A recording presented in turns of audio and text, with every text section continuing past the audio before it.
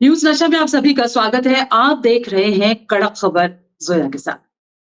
मोहनदास करमचंद गांधी, जी हाँ, गांधी जी जब दक्षिण अफ्रीका गए थे रंगभेद के खिलाफ लड़ाई लड़ने के लिए, तो वहां पर उन्होंने गोखले जी को भी आमंत्रण दिया था कि यहाँ पर आकर वो भी देखें कि किस तरह से ये रंगभेद के खिलाफ लड़ाई चल रही है। गोखले जी वहां गए और उन्होंने रंगभेद की निंदा भी की। इसके बाद 1915 में गांधी जी जब वतन लौटे, तो गोखले जी ने उनको कहा, सलाह दी कि अगर भारत के वास्तविक चरित्र को समझना है तो उन्हें भारत का भ्रमण करना चाहिए, यानी कि यात्रा करनी चाहिए। और उनकी इस सलाह को महात्मा गांधी जी ने माना और उन्होंने खूब ढेर सारी रेल यात्राएं की। मैं ये बात क्यों बता रही हूँ आपको? वो इसलिए क्योंकि इन्हीं पथ पर चलते हुए आज कांग्रेस सांसद राहुल गांधी, जिन्होंने छत्तीसगढ़ दौरे के दौरान बिलासपुर से रायपुर तक का सफर ट्रेन पर तय किया। सफर के दौरान राहुल गांधी ने लोगों से बातचीत की, उनकी समस्याएं भी सुनी। राहुल इंटरसिटी एक्सप्रेस के स्लीपर कोच में सवार हुए थे, यानी कि कॉमन मैन, आम आदमी से एक राब्ता कायम करने के लिए राहुल गांधी की ये एक और कोशिश थी। इससे पहले भी मैंने आपको बताया भी था कड़क खबर में कि किस तरह से राहुल गांधी कुली के बीच में गए और करोल बाग, दिल्ली के करोल बाग मैकेनिक्स के बीच में गए वगैरह वगैरह। इस पर हम लोगों ने चर्चा भी की थी।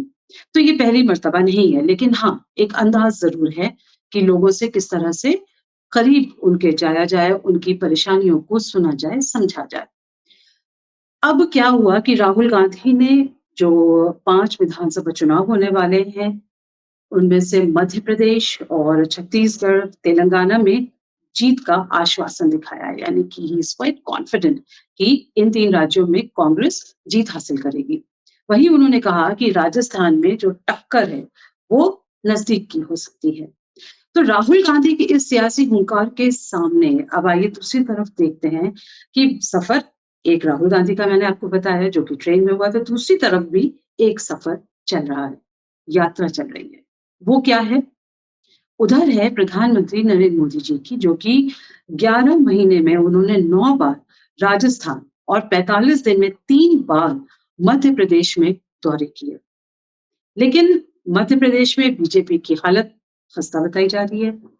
बीजेपी के आंतरिक सर्वे में भी यही कुछ निकल के आया। इसके साथ ही मीडिया रिपोर्ट्स की अगर बात करें और तमाम जो सर्वे भी हो रहे हैं, वो राज्य से बीजेपी की सरकार का सफाया बता रहे हैं। राजस्थान में बीजेपी कोशिश कर रही है वापसी करने की, लेकिन भोपाल में उसने जन आशीर्वाद रैली की निकाली, तो जयपुर में जन आक्रोश रैली। इन सब रैलीज की जरूरत क्या थी? अलग अलग नाम, अलग अलग राज्य, हर एक का अपना एक पूरा मतलब निकल के आता है, जो हम कड़क खबर में जिसकी हम चर्चा भी करेंगे। अब हुआ क्या कि भोपाल की जो चुनावी रैली थी, उसमें प्रधानमंत्री नरेंद्र मोदी जी ने चुनावी समीकरण साधने की कोशिश की। भीड़ बहुत जुटी, लोगों से उन्होंने बातचीत भी की, लेकिन मंच पर मुख्यमंत्री बैठे थे शिवराज सिंह चौहान। उनका उनके उस प्रधानमंत्री जी के उस भाषण में कहीं कोई जिक्र नहीं था। अगर जिक्र था तो वो सिर्फ कांग्रेस, कांग्रेस और कांग्रेस। अब हुआ क्या कि शाम होते होते मध्य प्रदेश विधानसभा चुनावों के लिए 29 उम्मीदवारों की दूसरी लिस्ट भी जारी कर दी गई, जिनमें कि 3 केंद्रीय मंत्रियों के नाम आए और 4 सांसदों को टिकट दिया गया। अब यहाँ ये सवाल उठता है कि ये जो फॉर्मूला है कि केंद्र राजनीति से उठाकर नेताओं को, सांसदों को, मंत्रियों को आप राज्य में लेकर आ रहे हैं, राज्य की राजनीति में लेकर आ रहे हैं। क्या बीजेपी बंगाल, यूपी और त्रिपुरा में किए गए प्रयोग को, एक्सपेरिमेंट को दोहराना चाहती है? और अगर दोहराना चाहती है तो इसके क्या अंजाम हो सकते हैं, क्या रिजल्ट निकल के आएंगे? या कि बीजेपी राहुल गांधी के आत्मविश्वास के आगे डर गई है, बौखला गई है? इन सब पर बातचीत करेंगे, जानेंगे तफसील से। हमारे साथ जुड़ रहे हैं वरिष्ठ पत्रकार हर्ष रंजन जी। हर्ष जी, आपका बहुत बहुत स्वागत है न्यूज नशा में। नमस्कार, धन्यवाद आपका मुझे आमंत्रित करने के लिए। शुक्रिया सर। सब शुरुआत वही राहुल गांधी की ट्रेन यात्रा और 3 राज्यों में जीत पर उन्होंने विश्वास दिखाया है। तो ये जो विश्वास है, ये भारत जोड़ो यात्रा से शुरू हुआ और फिर राहुल गांधी का आम लोगों से ये जो कनेक्ट दिख रहा है, क्या ये जीत का फॉर्मूला बनता जा रहा है? देखिए, आपने बहुत सही कहा कि हाल के दिनों में अगर आप देखें तो राहुल गांधी की सिर्फ ट्रेन यात्रा को हम लोग एक घटना के तौर पे ना देखें, क्योंकि इससे 3 दिन पहले अगर हम जाएँगे तो वो दिल्ली के एक रेलवे स्टेशन पर कुली की भूमिका में भी आ गए थे, जहाँ उन्होंने एक सूटकेस उठाया था जी, और उनकी फ़ोटो काफ़ी वायरल हुई थी, ज़ाहिर-सी बात है। इसके पहले भी देखें कि किस तरीके से वो गाँव में जा रहे हैं, खेतों में बुआई का भी काम कर रहे हैं, किसानों के साथ काम कर रहे हैं, दलित परिवारों के बीच बैठ रहे हैं और उसके पहले एक लंबी, शायद मैं कांग्रेस के इतिहास में इसे कहूँगा कि एक अभूतपूर्व यात्रा एक उन्होंने निकाली, भारत जोड़ो यात्रा के नाम से। हालाँकि उसका बहुत ज़्यादा जितनी की उन्हें उम्मीद थी उतनी कवरेज नहीं मिली, लेकिन शायद ऐसा था कि हर प्रदेश जहाँ-जहाँ से वो गुज़रे, लोग उनसे जुड़ते गए और उन्होंने सुर्खियाँ तब भी बटोरी थी कि किस तरीके से एक सफ़ेद पतली-सी टी-शर्ट पहन के वो जाड़े की रातों में आए। इन सारी घटनाओं को अगर एक परिप्रेक्ष्य में ज़ोया आप देखें, तो ये देखें कि कांग्रेस की जो स्ट्रैटेजी है, जो मिसिंग स्ट्रैटेजी थी, उसको कहीं न कहीं वो भरपाई करने की कोशिश कर रहे हैं और वो मिसिंग जो चीज़ थी, वो जनता के साथ कनेक्ट था। जनता के जी, साथ कनेक्ट ग्रास रूट लेवल पर एक तरीके से कांग्रेस का पूरी तरीके से टूट गया था और यही वजह थी कि कुछ जो हिंदी बेल्ट के स्टेट हैं, जिन्हें आप मध्य भारत कहते हैं, जो पंजाब से लेकर उड़ीसा, पश्चिम बंगाल तक फैले हुए हैं, जिसमें आप जी। उत्तर प्रदेश बोलें, बिहार बोलें, ये सारे वो स्टेट थे जहां कांग्रेस की कभी तूती बोलती थी, दूसरी पार्टियां फटक नहीं पाती थी। लेकिन हुँ, देखिए कि किस तरीके से धीरे-धीरे इन सब प्रदेशों में भी पिछले 10, 20, 30, 40 वर्षों में कांग्रेस का सफाया होने लगा और सफाया इसलिए होने लगा, ज़ाहिर-सी बात है कि जनता के साथ उनका कनेक्ट कहीं न कहीं से टूट रहा था और बिल्कुल। इसका इसका काफ़ी खामियाजा मिला। तो पहला तो जो मिसिंग कनेक्ट की बात है, उसको वो एक नैरेटिव तैयार कर रहे हैं। और अगर जी। आप देखें कि 2014 में जब बीजेपी आई, अ, हुँ, बीजेपी इससे पहले भी आई थी, वाजपेयी साहब के समय में 2004 तक थी उनकी सरकार, एनडीए की सरकार थी। लेकिन जब 2014 में सरकार नरेंद्र मोदी और अमित शाह के नेतृत्व में स्ट्रैटेजी बना के आई, तो आपने देखा कि ये वो दौर था, जिस दौर में भारत में इंटरनेट पनप रहा था और इंटरनेट टूल का, सोशल मीडिया का किस तरीके से इस्तेमाल किया जाए, ये बीजेपी ने नरेंद्र मोदी के नेतृत्व में दूसरी पार्टियों को दिखाया। उस जी, वक़्त भी मेरी कई पार्टियों से बात हुई थी। लोग समझ नहीं पा रहे थे, अच्छी-अच्छी पार्टियों के अच्छे-अच्छे मंत्री और नेता जो आज कई प्रदेशों के मुख्यमंत्री हैं, मेरी व्यक्तिगत हुँ, बातचीत में वो ये नहीं समझ पा रहे थे कि सोशल मीडिया का कितना बड़ा इम्पैक्ट हो सकता है या होने वाला है। ये मैं बिल्कुल। 2013, 14, 15 की बात कर रहा हूँ। कांग्रेस हुँ, ने भी, राहुल गांधी ने भी इस चीज़ को देर से समझा है। लेकिन समझ में आई है, इसीलिए आप देखेंगी कि वो अब जो नैरेटिव गढ़ रहे हैं नए-नए तरीके से, कभी कुली की भूमिका में, कभी रेल में यात्रा करके अचानक अपने प्रोग्राम को बनाकर, इन सब का एक ही मकसद है कि इन सबको किस तरीके से वायरल किया जाए। और आज की जो दुनिया है, आप अपने घरों में, बाहर में, परिवार में देखें, लोग किस तरीके से मोबाइल फ़ोन से स्टिक होके रहते हैं। मोबाइल फ़ोन पे ये सारी चीज़ें उपलब्ध हो जाती हैं। इसको वो भुनाने की कोशिश कर रहे हैं, लेकिन साथ ही मुझे लगता है कि उन्हें ये ध्यान देना भी होगा कि बीजेपी ने सबसे पहले मोदी के नेतृत्व में उन्हें बताया कि किस तरीके से सोशल मीडिया का इस्तेमाल किया जा रहा है। अब इनकी नैरेटिव को बीजेपी काफ़ी हद तक फ़ॉलो कर रही है, जो ये सेट कर हुँ, रहे हैं। लेकिन जी। साथ में इनको ये भी ध्यान रखना होगा ज़ोया कि हुँ, हुँ, दूसरी जो पार्टी है, जिससे ये सीधा मोर्चा ले रहे हैं, वो क्या कर रहे हैं? बिल्कुल। स्ट्रैटेजी बिल्डिंग की बात हो रही है, गैप फिल करने की बात हो रही है। कर्नाटक चुनाव में जीत जो है वो एक उसने एक एग्ज़ाम्पल सेट किया था और कांग्रेस के जो स्ट्रैटेजिस्ट हैं सुनील कानूगोलु, उन्हीं के ज़िम्मे मध्य प्रदेश भी है। क्योंकि उन्होंने भारत जोड़ो यात्रा राहुल गांधी की जो है वो बहुत सफलता उसको मिली। उसके बाद कर्नाटक में भी सफलता मिली और अब मध्य प्रदेश की ज़िम्मेदारी है। क्या लगता है आपको स्ट्रैटेजी में जिस तरह से चीज़ें निकल के आ रही हैं, एक ये है कि आम लोगों के फ़ेवर में पॉलिसी बने, जो कॉमन पीपल हैं, जो मा मासेस हैं, उनको जो चीज़ें चाहिए, जिन चीज़ की कमी है, उसको पूरा करें, है ना? जैसे फार्मर्स के लोन है, उनको वेव ऑफ करना है। या तो फिर जो महिलाएँ हैं, उनके लिए ऐसी पॉलिसीज़ लेकर आना, जो उनके खाते में पैसे डालने वाली बात हो रही है। इस पर हम आगे भी चर्चा करेंगे क्योंकि ये हो रहा है कि 10 तारीख आने वाली है बीजेपी के लिए। तो सुनील कानूगोलू की स्ट्रैटेजी पे ज़रूर मैं आपसे एक टिप्पणी चाहूँगी, मध्य प्रदेश को नज़र में रखते हुए। जितना कुछ अभी कमलनाथ के कार्यशैली में दिख रहा है। आपने बहुत इंटरेस्टिंग जोया एक नाम लिया है सुनील कानूगोलू का। इनका व्यक्तित्व समझने वाला व्यक्तित्व है, क्योंकि ये बहुत ज्यादा मीडिया और सुर्खियों में रहते नहीं है। हुँ, अगर आप इनके फोन नंबर पे व्हाट्सएप स्टेटस देखेंगे तो उसमें भी इन्होंने अपनी तस्वीर तक नहीं लगा रखी है, कहीं इनकी उपलब्धता नहीं है। लेकिन सुनील कानूगोलू ये वो शख्स हैं जिन्होंने कर्नाटक चुनाव में कांग्रेस को भारी जीत दिलाई है। थोड़ा सा पहले इनका इतिहास हम समझ लेते हैं कि क्या है। ये 40 जी। वर्षीय नौजवान है और ये डेटा एनालिस्ट हैं। पहले भी डेटा एनालिस्ट थे, अमेरिका से पढ़ाई की, बैंगलोर के रहने वाले हैं। लेकिन ये हमें नहीं भूलना चाहिए कि इन्होंने अपनी शुरुआत जो है, वो बीजेपी के साथ ही की थी। हाँ, 2014 के चुनाव में ये बीजेपी के स्ट्रैटेजिस्ट हुआ करते थे और उसके बाद जब कर्नाटक विधानसभा का चुनाव हुआ था 2018 में, उस समय ये बीजेपी की तरफ से स्ट्रैटेजिस्ट थे। तो एक चीज़ हमें ज़रूर समझना होगा यहाँ पर ज़ोया, और वो ये कि विभीषण तो मैं नहीं कहूँगा, लेकिन बीजेपी के साथ काम करके इन्होंने उन चीज़ों को समझा है, जो हुँ, इंटरनेट, जिसका मैं ज़िक्र बार-बार करूँगा कि अब के चुनाव इंटरनेट की दुनिया में हो रहे हैं। किस तरीके से आपको चीज़ें समझाई जा रही हैं, किस तरीके से पार्टियाँ नैरेटिव गढ़ रही हैं, किस तरीके से जो आज का वोटर है, युवा वोटर है, वो कहानियों को कंज़्यूम कर रहा है, वो अपनी चीज़ों को समझ रहा है।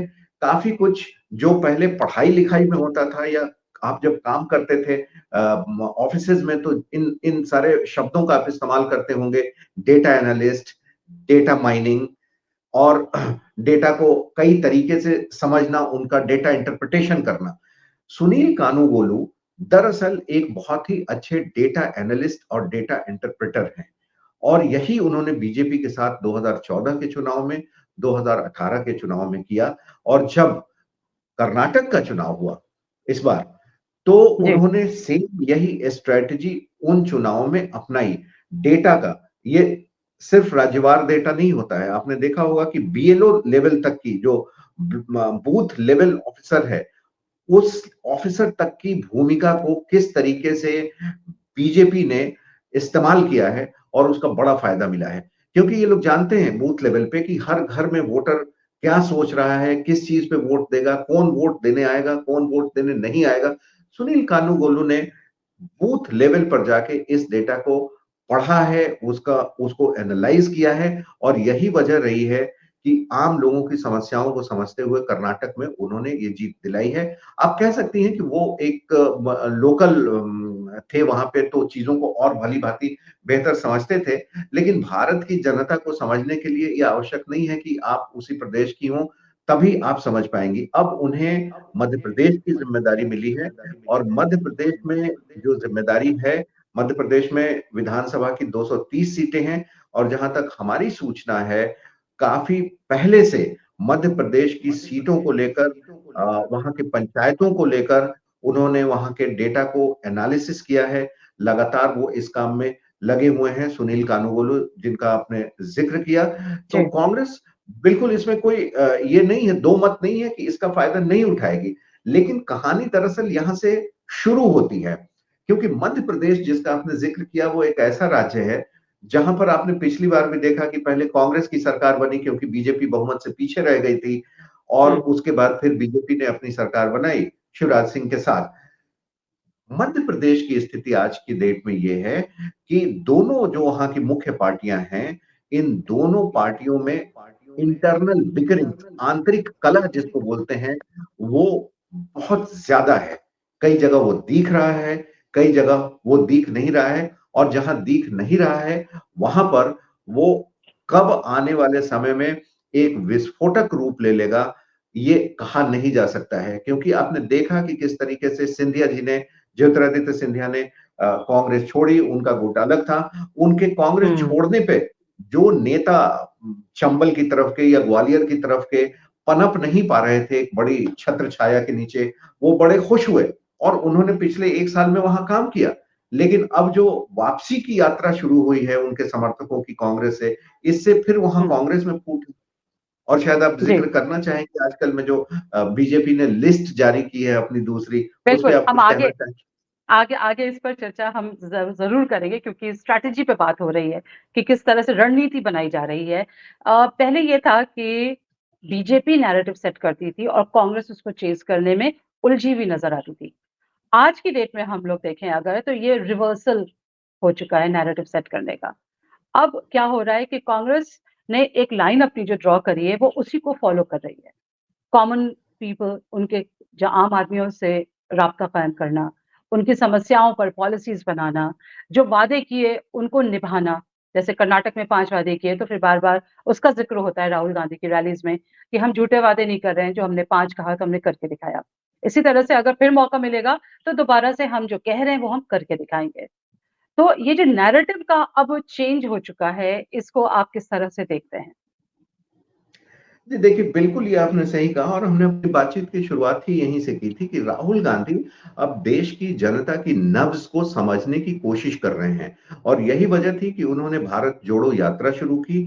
यही वजह है कि वो आम लोगों के साथ कभी मिल रहे हैं, कभी उनके साथ कुली बनकर सामान ढो रहे हैं, कभी स्लीपर क्लास में यात्रा कर रहे हैं, कभी वो किसानों के साथ बुआई करते नज़र आ रहे हैं, कभी किसी गरीब परिवार के घर बैठ के खाना खा रहे हैं। ये नैरेटिव यही है कि वो आम जनता से किस तरीके से जुड़ना चाह रहे हैं, जो एक बीजेपी ने नैरेटिव अब तक सेट कर दिया था कि जी वो पप्पू हैं और उन्हें आम जनता से कोई मतलब नहीं है, वो कटे हुए हैं, वो विदेश हुँ, चले जाते हैं, छुट्टियाँ मनाने चले जाते हैं, बीच-बीच में लंबे समय के लिए विलुप्त हो जाते हैं, फिर अचानक प्रकट हो जाते हैं। ये जो एक नैरेटिव बनाया गया था राहुल गांधी को लेकर, इस नैरेटिव को पहले तो उन्होंने तोड़ने का काम किया और उसमें उन्हें काफ़ी हद तक सफलता मिली है। देखिए, राजनीति में ज़ोया जो नैरेटिव्स होते हैं ना, वो बहुत सेट पैटर्न पे नहीं होते हैं कि हमने बहुत पहले स्ट्रैटेजी बनाई है और हम इस नैरेटिव को 6 महीने बाद हम इस्तेमाल करेंगे। दरअसल उस समय कौन-सी खबरें चल रही हैं, क्या सिचुएशन है देश की, दुनिया की, उसको देखते हुए आप अचानक एक शगुफा छोड़ देते हैं और वही नैरेटिव का काम करता है। बीजेपी बहुत ही सफलता के साथ इस काम को करती आई थी, जिसे कांग्रेस पार्टी समझ नहीं पा रही थी और ज़ाहिर-सी बात है कि कांग्रेस में दोष थे, जिसको उन्होंने माना हुँ, है। कई जगह राहुल हाँ, गांधी अब ये स्वीकार कर रहे हैं और जिस दिन आप अपने दोष को समझना स्वीकार कर देंगे, उसे मानना स्वीकार कर देंगे, उसी बिल्कुल। दिन आप सफलता की सीढ़ियाँ चढ़ना शुरू कर देंगे। इस एब्सोल्युटली, बात में एब्सोल्युटली राइट। इस बात से कोई डिनाई नहीं कर सकता कि हुँ, वो सिर्फ एक गांधी परिवार की पार्टी बनकर रह गई थी। हाँ, उसमें दूसरे नेताओं की पूछ नहीं थी। बड़े-बड़े नेता, दिग्गज नेता गुलाम नबी आज़ाद और कई बड़े नेता जिनका अभी नाम लेने का कोई फ़ायदा नहीं है, लेकिन सब जानते हैं कि उनकी वो मिल नहीं पाते थे, ना सोनिया गांधी से, ना राहुल गांधी से। तो एक जो नैरेटिव इन्होंने खुद ही गढ़ा था, इनके लिए किसी और ने नैरेटिव नहीं गढ़ा था। इन्होंने अपनी छवि स्वयं ही ऐसी बना ली थी, अपनी ब्रांड इमेज ऐसी बना ली थी और ऐसा इसलिए था क्योंकि लंबे समय तक सत्ता पे भारत के राज किया, तो इन्होंने टेकन फॉर ग्रांटेड स्टेटस ले लिया। अब जब झटका लगा है, तो सबसे पहले इनकी स्ट्रैटेजी ये है कि जो इनकी ब्रांड इमेज बनी है, उस इमेज को तोड़ा जाए और इस इमेज इमेज को बिल्डिंग तोड़ने में मेजर्स। हुँ, इमेज जो इनकी बन चुकी है उसे तोड़कर और उसके बाद नैरेटिव गढ़े। इन्होंने बीजेपी से बहुत कुछ सीखा है और हुँ, बीजेपी से सीखने के बाद अब ये उसी चीज़ को कर रहे हैं और ज़ाहिर-सी बात जी, है, जब आप किसी के बहुत नज़दीक होते हैं, जब कोई सत्ता में बहुत समय तक होता है, जनता के नज़दीक होता है, तो एक जिसको कहते हैं कि अ, बदलाव एक नियम है। तो इस बदलाव की बयार को जनता भी महसूस कर रही है और बीजेपी भी महसूस कर रही है, कहीं न कहीं से, क्योंकि वो भी लोगों की पार्टी है, आम लोगों की पार्टी है और उसके भी कई नेता जो हैं, वो अंदरूनी तौर पर बहुत संतुष्ट नहीं हैं। और ये मध्य प्रदेश जैसे राज्य में ये बहुत बड़ा एक वावेला बीजेपी के अंदर भी खड़ा हो सकता है क्योंकि जाहिर-सी बात है अभी जो लिस्ट आप ज़िक्र कर रही थी कि उसमें 3 केंद्रीय मंत्री हैं, 4-7 एमपीज़ हैं, इनको जो यहाँ से उठा के वहाँ भेजा गया है, तो यहाँ 2 बातें होती हैं। पहली बात ये कि क्या केंद्रीय मंत्री वहाँ जाके संतुष्ट हैं? क्या वो उसे अपना डिमोशन नहीं मानेंगे? और दूसरी बात ये कि जब केंद्रीय मंत्री चले गए, जिन नेताओं ने अपनी विधानसभा सीटों पर लंबे समय तक काम किया, 5 साल इंतज़ार किया होगा कि 2023 में जब चुनाव होगा तो मैं वहाँ काम करूँगा, अचानक उनका पत्ता गोल हो गया। तीसरी चीज़ कि इतने मंत्रियों को भेजा जाना यहाँ से कम 3 नरेंद्र सिंह तोमर, पटेल साहब, ये सारे जी। लोग मुख्यमंत्री पद के दावेदार हैं। मुख्यमंत्री बनने की हैसियत रखते हैं।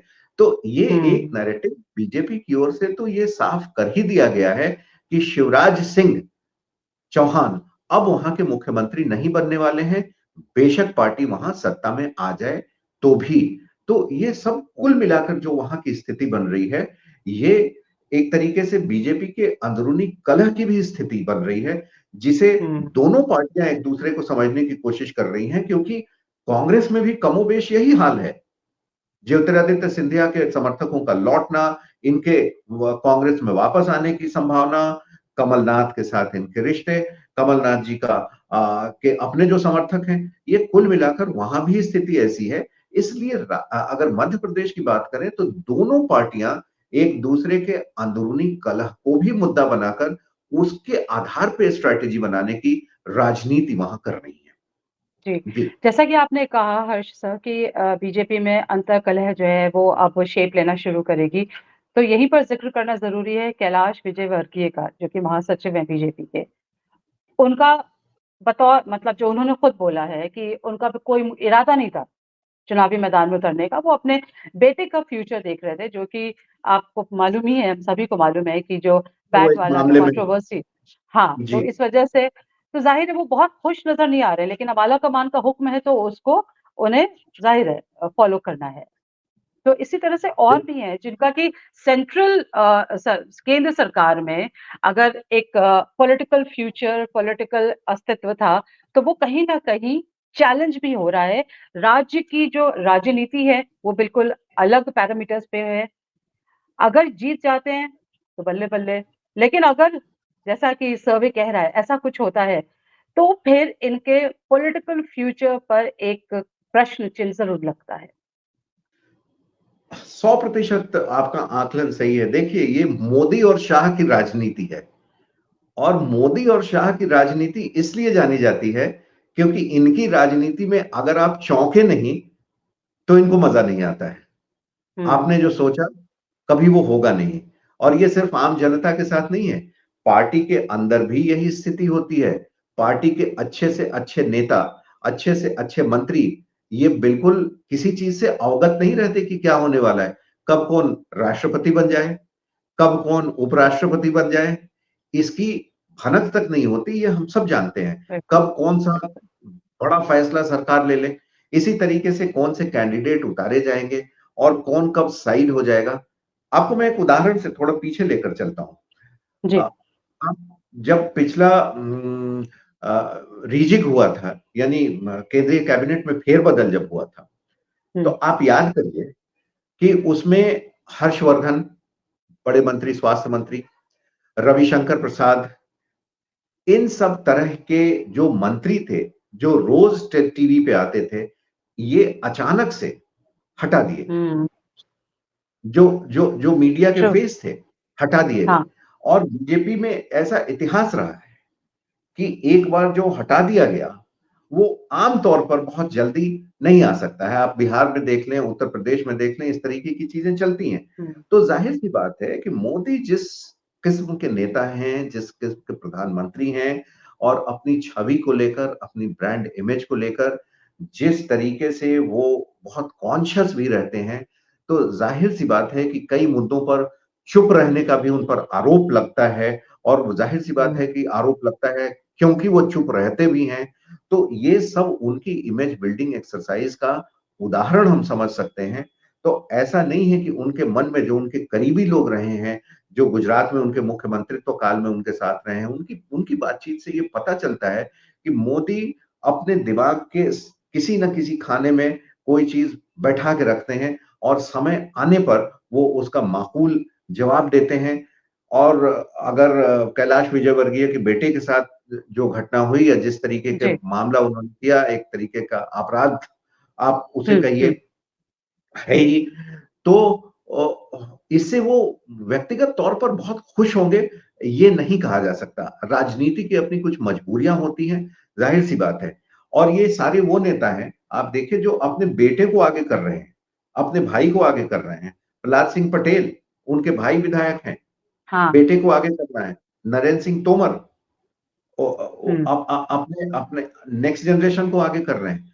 तो ज़ाहिर-सी बात है कि जब इनके बेटों-बेटियों का टिकट कट गया, नहीं मिल रहा है क्योंकि वहाँ से पिताजी ही हो गए, तो एक तो केंद्र की जगह खाली हो गई और दूसरे स्टेट की राजनीति में अचानक से एक भूचाल-सा आ गया क्योंकि इन पर सिर्फ एक ज़िम्मेदारी नहीं है इन दसों एमपीज़ और केंद्रीय मंत्रियों की कि आप जाएँ और चुनाव जीत लें। अगर इन्हें भेजा गया है, तो इनको इस ज़िम्मेदारी के साथ भेजा गया है कि आप स्वयं तो जीते ही, साथ में जो आपके लोकसभा के क्षेत्र हैं जिसमें 10 से 12 विधानसभाएँ आती हैं, उस पे भी हुँ। हार नहीं होनी चाहिए। तो ये इनका भी लिटमस टेस्ट होगा। तो बिल्कुल। मोदी और शाह की जोड़ी जब फैसले करती है, तो वो एक तीर से कई निशाने लगाती है। चुनाव जीतना अच्छा, उसमें एक निशाना हो सकता है। जी, ये सामूहिक नेतृत्व का फ़ॉर्मूला है या कि शिवराज की घेराबंदी? इसको किस तरह से आप देखते हैं? क्योंकि जब ये वो मंच पर थे मोदी जी, तो उन्होंने शिवराज सिंह चौहान के बारे में बिल्कुल ज़िक्र नहीं किया। वो सिर्फ़ कांग्रेस पर ही अटैक करते रहे। मतलब ये बात निकल कर आई, लोगों ने गिना भी है कि अगर 51 मिनट्स की स्पीच थी, तो उसमें 44 टाइम्स कांग्रेस का नाम लिया और उपलब्धियों का कहीं दूर तक कोई ज़िक्र नहीं था। तो ये शिवराज सिंह देखिए चौहान की घेराबंदी है, शिवराज सिंह चौहान से कहाँ पे क्या चूक हो गई है?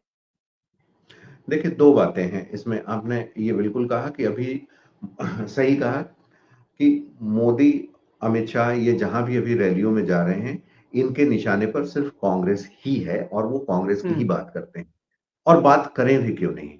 क्योंकि इनकी जीत के बीच का जो अड़चन है, जहाँ इनकी सीधी टक्कर हो रही है, आप वो इंडिया कह लें, वो कांग्रेस गठबंधन कह लें या 28 पार्टियों का समागम कह लें, उसमें जो सबसे बड़ी पार्टी है या जो नेता के तौर पर जो उभर रहे हैं, वो ज़ाहिर-सी बात है राहुल गांधी और कांग्रेस ही है, जिनसे इनकी सीधी टक्कर है।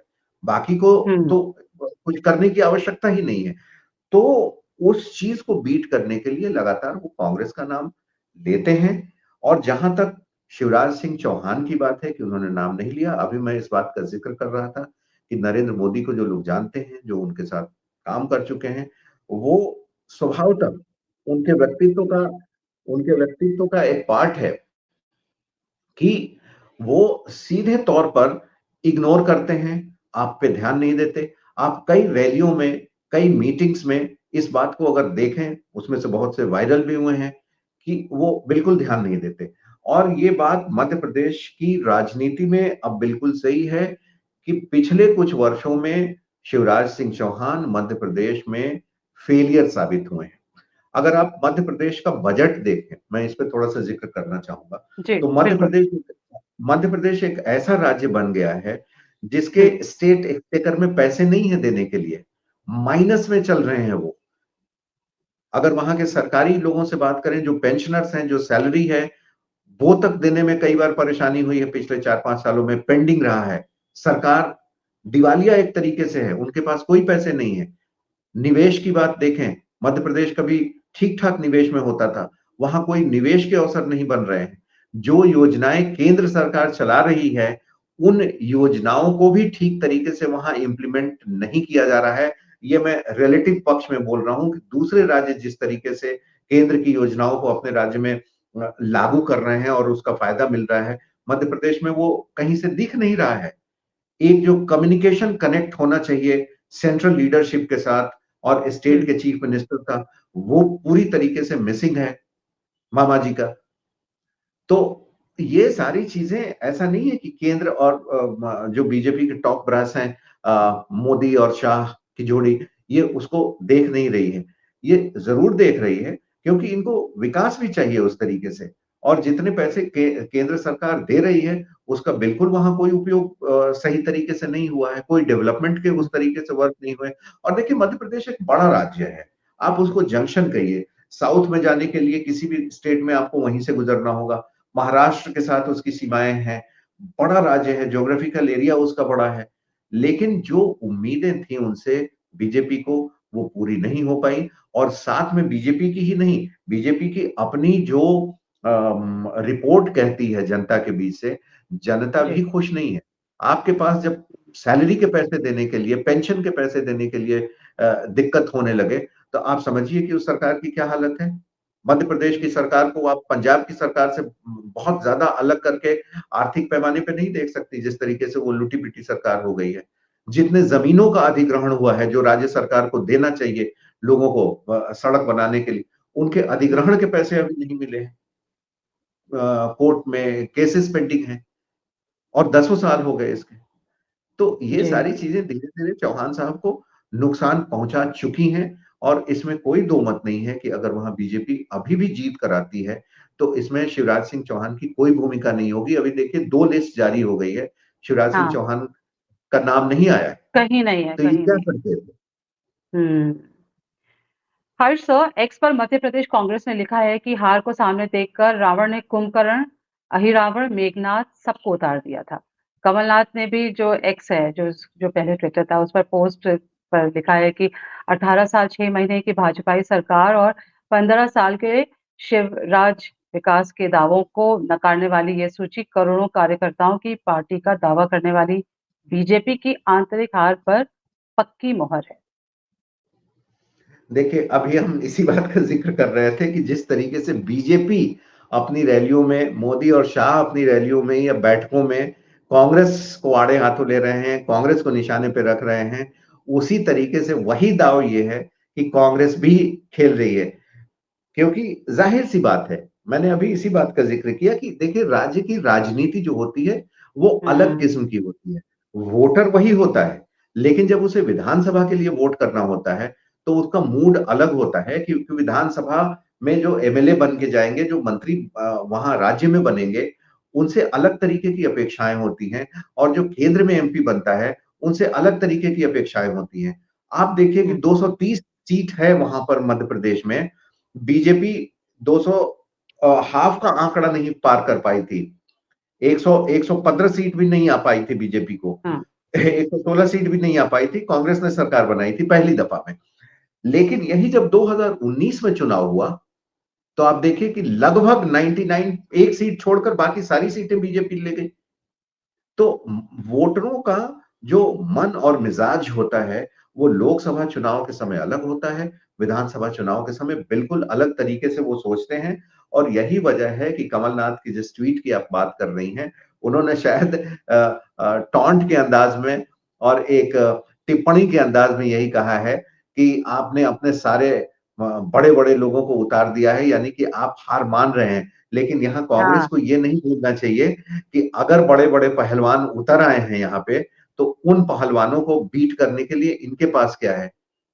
चर्चा तो यहाँ ज़ोया पर इस बात की जी, भी चल रही जी, जी। बिल्कुल, मैं एक बात और डेफ़िनेटली कहना करना चाहता हूँ कि चाहिए। हाँ, हाँ, प्लीज़ ठीक है, कंप्लीट। चर्चा तो इस बात की भी चल रही है कि हुँ। आप तब का देखिए कि जब इसमें से मंत्री या एमपीज़ अपनी सीट जीत गए और अपने आस-पास 10 सीटें और जिता लिए, तो 100 सीटें तो यही जिता लेंगे 10 लोग। अपने-अपने लोकसभा क्षेत्रों में जो 10 एमपी हैं, खुद जीतेंगे, जिताएँगे। तो अगर एक बार मेजॉरिटी इनको आ जाती है, तो फिर क्या भरोसा आप इनको वापस केंद्र में ले आ सकते हैं। ऐसा भी तो हो सकता है। देखिए, ये कहा जाता है ना, कहावत ऐसा कि दूध का जला छाछ भी फूँक-फूँक कर पीता है। कमलनाथ को बहुत गहरी चोट एक बार शिवराज सिंह चौहान पहुँचा चुके हैं। तो इसलिए वो क्या सॉफ्ट हिंदुत्व की तरफ जाते हुए दिखे, क्योंकि पिछले दिनों हम लोगों ने देखा था बाबा बागेश्वर जी, जिस तरह से हम लोगों ने विजुअल सभी लोगों ने देखे थे कि वो वहाँ गए थे और वगैरह-वगैरह।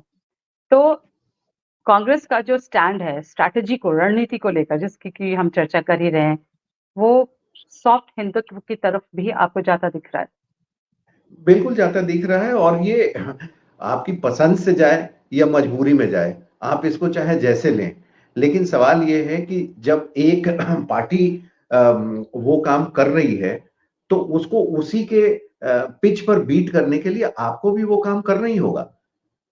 जिनका नाम ले रही थी बागेश्वर बाबा, मैं व्यक्तिगत रूप से ज़रूर जानता हूँ कि मैं बिल्कुल उनकी हरकतों से या उनसे मैं बिल्कुल ना प्रभावित होता हूँ, ना मैं उनका भक्त हूँ।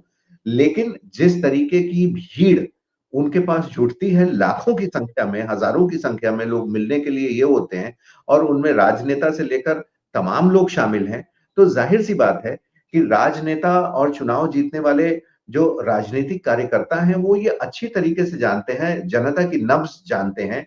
वो किसी श्रद्धा के साथ जाते होंगे, ऐसी मुझे कोई अनुमान नहीं है, ऐसी कोई मुझे उम्मीद नहीं है। लेकिन चूँकि वहाँ उनके इतने वोटर जाते हैं, भगवान के पास, तो ये भी हुँ, चाहते हैं कि एक कनेक्ट आएगा। हमने कहा अपनी बातचीत की शुरुआत में ही कि सारा खेल जो है, वो जनता के साथ कनेक्ट का है, जनता के साथ इमेज का है। चाहे उसका फ़ायदा आपको मिले या नहीं मिले, लेकिन आप उसको फ़ायदा ज़रूर पहुँचाते हैं। आप देखिए फ़िल्मों में जो हीरो होते हैं, हुँ, अमिताभ बच्चन जी, कुली की भूमिका में रहते हैं कुली फ़िल्म में और आप जब फ़िल्म देख के बाहर निकलती हैं, बिना कहे आपका एक कनेक्ट हो जाता है उस चरित्र के साथ, उस कैरेक्टर के साथ, जो कि लावारिस है, जो कि कुली है, जिसका कोई ये लेने-देने वाला नहीं है, लेकिन वो लोगों की भलाई कर रहा है। ऐसा एक नैरेटिव होता है और आपके प्रति अपार सम्मान लेके आप सिनेमा हॉल से बाहर निकलती हैं। अब हॉल से बाहर निकलते आपको वोट देना हो, तो ज़ाहिर-सी बात है कि आप उसी हीरो को वोट देंगी। तो आज का जो चुनाव हो रहा है, सिनेमा से मैंने इसलिए कनेक्ट किया कि आज हर व्यक्ति मोबाइल पर है। आज हर व्यक्ति सोशल मीडिया से प्रभावित हो रहा है। आपके 6 से 7 घंटे मोबाइल पे बीत रहे हैं, तो वो तो कहीं न कहीं से प्रभाव डालेगा ही और उसके बाद जब आप वोट डालने जाएँगे, एक ही चेहरे को जब आप बार-बार देखेंगे, एक ही चेहरे से एक ही बात सुनेंगे कि वो बहुत भलाई का काम कर रहे हैं, वो जनता के साथ जुड़े हुए हैं और इन्हीं को वोट देने से आपको आपका फ़ायदा होगा। ये बाबा के दरबार में भी जाते हैं। तो सॉफ्ट हिंदुत्व की बात है, वो मजबूरी है आज की डेट में और पोलराइज़ेशन को बीट करने के लिए ये सारी पार्टियाँ करेंगी ही करेंगी क्योंकि मेजॉरिटी जो वोटर हैं, उनके साथ तो आपको आना ही होगा, तभी उनके वोट मिल पाएँगे। हुँ। हर्ष कांग्रेस के नेता हैं पवन खेड़ा, तो उन्होंने जो मध्य प्रदेश के में बीजेपी की दूसरी लिस्ट आई है, उस पर उन्होंने कहा है कि कुछ भी कर लें कोई फ़र्क नहीं पड़ता है और क्योंकि चुनाव से पहले ही नतीजे ज़ाहिर हो गए हैं और हिमाचल प्रदेश से लेकर कर्नाटक तक जहाँ-जहाँ प्रधानमंत्री नरेंद्र मोदी जी के पैर पड़े हैं, वहाँ कांग्रेस की जीत हुई है। इसलिए कांग्रेस नरेंद्र मोदी जी को अपना स्टार प्रचारक मानती है। बस ये कहा है कि थोड़ा सच बोलना शुरू कर दें तो सबसे अच्छे स्टार प्रचारक बन सकते हैं। देखिए, ये तो उनकी मौखिक आपस में 2 पार्टियों की लड़ाई होती है। ये अच्छी बात है कि उन्होंने लिखा और इस तरीके की एक-दूसरे पर आरोप-प्रत्यारोप से जनता का थोड़ा मनोरंजन भी होता है।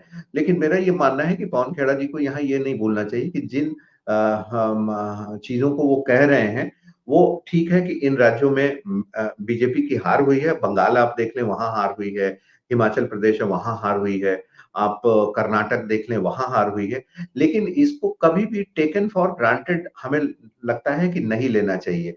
ये जब आपको बीजेपी भी लगता है कहती है कांग्रेस जी, मैं आपको यहाँ इसलिए टोक रही हूँ कि आपको लगता है कि बीजेपी के इस वार के आगे कांग्रेस भी कोई बहुत सूझ-बूझ के साथ कदम बढ़ाएगी?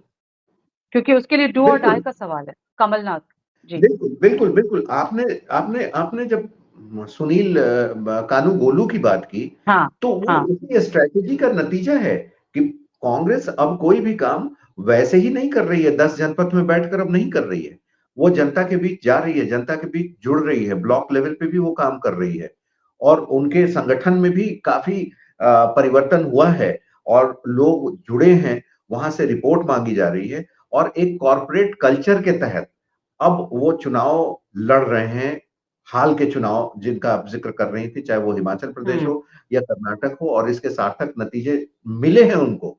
और यही वजह है कि चूँकि कांग्रेस ने भी internet media, social media, mobile media और कॉर्पोरेट की तरह चुनाव लड़ना शुरू किया है, जिसमें data mining, data analytics, data interpretation की बात जब वो करके आगे बढ़ रहे हैं, फैसले उस आधार पे ले रहे हैं, न कि अपने इमोशंस के और अपनी सोच के आधार पे। तभी बीजेपी को ये चुनौती मिली है और बीजेपी जी, इसे अच्छी तरीके से समझ रही है और यही वजह है कि 10-10 एमपीज़ को जिसमें से 3 केंद्रीय मंत्री हैं, उनको मध्य प्रदेश के चुनाव में उतारा गया है। यकीनन दिलचस्प होगा, इस पर नज़र रखा जाएगा कड़क खबर में आगे भी। हर्ष जी, आपने इतना समय दिया, बहुत-बहुत शुक्रिया हमसे जुड़ने के लिए। शुक्रिया जी, शुक्रिया। तो कड़क खबर में फिलहाल इतना ही। न्यूज़ नशा से जुड़ने के लिए आपका बहुत-बहुत शुक्रिया। आप हमसे जुड़े रहने के लिए सब्सक्राइब करें YouTube पर, फॉलो करें Twitter पर और लाइक करें Facebook पर।